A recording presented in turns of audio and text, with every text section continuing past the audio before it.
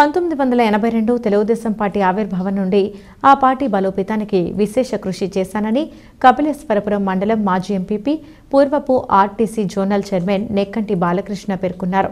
కపిలేశ్వరపురం మండలం వెదురుముడి గ్రామంలో గల గెస్ట్ హౌస్లో ఆయన తన అనుచరులతో ఆత్మీయ సమావేశం ఏర్పాటు చేశారు.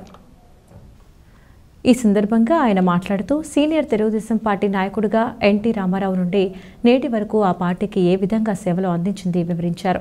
తెలుగుదేశం పార్టీ వ్యవస్థాపక అధ్యక్షుడు దివంగత ఎన్టీ రామారావుతోనే కాకుండా హరికృష్ణ, బాలకృష్ణ తదితర కుటుంబ సభ్యులతోనూ సన్నిహితంగా మెలిగేవాడినని బాలకృష్ణ తెలిపారు. 1989, 1994 సంవత్సరాల్లో జరిగిన అసెంబ్లీ ఎన్నికల్లో అప్పటి ఆలమూరు నియోజకవర్గం నుండి 1991వ సంవత్సరంలో జరిగిన పార్లమెంటు ఎన్నికల్లో అప్పటి రాజమండ్రి నియోజకవర్గం నుండి పోటీకి స్వర్గీయ ఎన్టీఆర్ తనకు అవకాశం కల్పించిన వదులుకున్నానన్నారు. ప్రస్తుతం మండపేట ఎమ్మెల్యే వేగుల జోగేశ్వరరావు 3 పర్యాయాల నుండి శాసనసభ్యుడిగా కొనసాగుతున్నా ఎప్పుడూ తనలాంటి సీనియర్ నాయకులను పట్టించుకోలేదని వాపోయారు.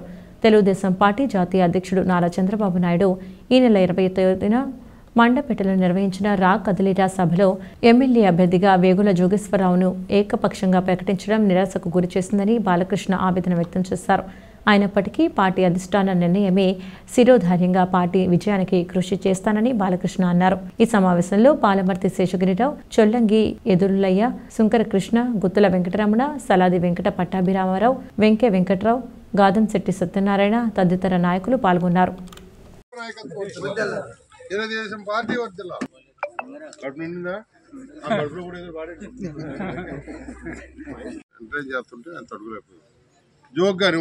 కానీ మీరుంటే మా ఇంకా ఎవరు చూడండి. సర్లేదే మేము పార్టీ వాళ్ళు పదవులు లేకపోతే మేము పార్టీకి ఉంటాం, మీరు పదవి పోతే వెళ్ళిపోతారు.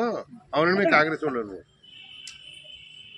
అలా సరదాగా జరిగింది తప్ప ఓ పక్కన నవ్వుతూ ఓ పక్కన వెనకాల నుంచి పెద్ద నాయకులు పట్టుకుని ఒక్కోటి తీసుకుంటారు.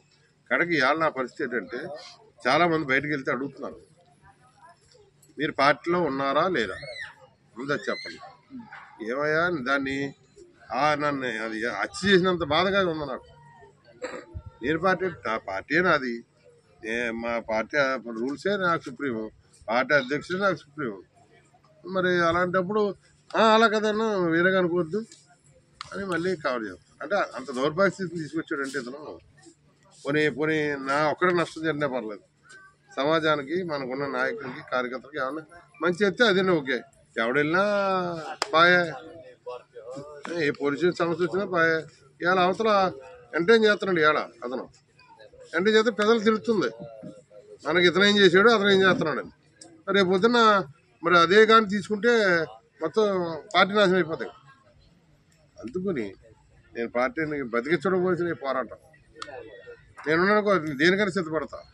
నాకే ఆస్తులు కానీ ఇల్లు కానీ అవసరం లేదు, డబ్బు అవసరం లేదు. ఇంకా నేనే డబ్బు ఇచ్చి ట్రస్ట్ పెడుతున్నాను మా నాన్నగారు చేత నాకు ఆ భయం లేదు. కాబట్టి ప్రజల సేవ చేయాలని ఒకే ఒక సంకల్పం, అన్నింటి మించి పార్టీని బతికించాలన్నది ఏకైక లక్ష్యం. అంటే చిన్న చెతగా ఏదో మాడినా వాళ్ళకి అజ్ఞానంతో మాట్లాడుకుంటాం కదా, వాళ్ళ మీద కోపం కూడా పెట్టుకున్నాను.